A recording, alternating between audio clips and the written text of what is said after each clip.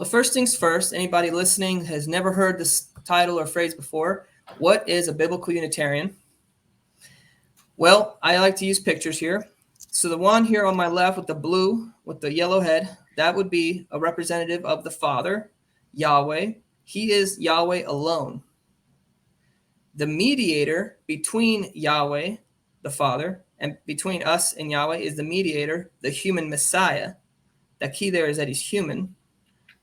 And then there's us, the assembly, Israel, the congregation. And so this model here helps, I think, understand that Yahweh is not both the Son and the Father. Yahweh is the Father alone. And that's what we mean by strict monotheism. The Father is Yahweh alone, one individual person. That's strict monotheism. So you think Trinitarian is polytheism from your perspective? Well, what I think it is, yeah, but you're not going to hear a Trinitarian say that. The Trinitarian will say, we're not polytheists, we're monotheists. But sad to say, I think when you start redefining terms, then yeah, you can be whatever you want if you redefine the term. What is a woman, right? Yeah, that's a question a lot of people can't answer now. It's pretty simple one, though. I kind of like to ask a Trinitarian, what does it mean to be alone? Well, it's one person, right? All right, so what is Trinitarianism? Trinitarianism believes that Yahweh is three people. Yahweh the Father, Yahweh the Son, and Yahweh the Holy Spirit. So I use an example like it's a last name. If you see it at the bottom there, I use my last name. My last name's Lawson. So we have Lawson, me, the husband, Lawson, my wife, Riley, and Lawson, our son one day, right? If we have a child, when we have a child, Yah willing, there would be three people in the house, right? Three people, just like the picture. Now, these three people are not the same. Like, I'm not my son is not me, my wife is not me. We're all distinct. Trinitarians will be very adamant on telling you, these are three distinct people. They are all three distinct people. And how are they one, though? They're one in essence or substance, as a Trinitarian would say. Another way to understand essence or substance is, I would say, they're all one family, one God race, as they say. So they're not human beings like we're one being, right? We're the human race.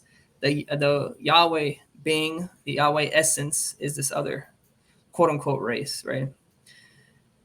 So then we have modalism, which is actually pretty popular in the Torah community, in the Hebrew roots community. Modalism, also known as oneness, is very popular, and it's when Yahweh is one person who has three distinct roles.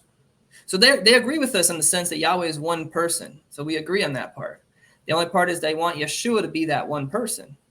Yep. So what do? They say that Yahweh is one person who takes on three roles. I put John Beaver. I don't know how that happened, but there's a guy named John Beaver out there, I guess. So this guy named John Beaver is a husband, a brother, and a son, right? You're gonna put Justin Bieber. I got Justin Bieber, right? There you go. Myself, I am John, a brother to my brother Mark. I am John, the husband to Riley, and I'm John, the friend to Matthew. I'm not three different people. I'm one person with three different roles. Another example is to say that Yahweh is one person who puts on three different costumes. So he puts on the role or costume as the Father, but when he came to earth, he put on his flesh suit costume as the Son, and then he put on his Holy Spirit costume, for lack of a better term.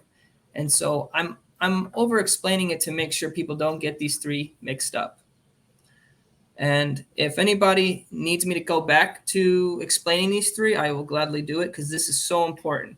So many times I feel like a baby Unitarian, someone who just became Unitarian, tries to debate a Trinitarian by trying to accuse him of being a modalist or oneness. And then, the whole thing falls apart because it shows you don't even know what you're talking about. So you got to know the differences and all that. So hold on before you go to the next slide. So yeah. So let's kind of use our own language in our society. So okay, you would compare what you have on the screen as somebody wearing different hats. Exactly. So Exactly. that's the way people in our society could understand basically that. Exactly. Or Modalism think or of it oneness. like if I was a police officer and I'm living in a real small town, so I'm also the janitor at the local YMCA, but I'm also your lawn caregiver. So, I have 3 different uniforms. It's the same person, but when you see me in my uniform as a police officer, you call me Officer Lawson. When I'm the janitor, you can call me John. But when I'm doing the lawn care, you can call me, Mr. Clean or whatever I go by. So Lawn Man John. yeah. So the point is, I'm taking on 3 different roles, but I am the same person. So that's what oneness, and that's a good way to remember is oneness. The word in itself kind of gives you a clue what they believe. Also, modalism. The way I remember modalism is think of modes. So I'm in my work mode. I'm in my play mode. I'm in my sleep mode. I'm the We're same in our person. live stream mode now. Yeah, live stream modes, right? I'm not changing as a person. I'm just changing my roles. So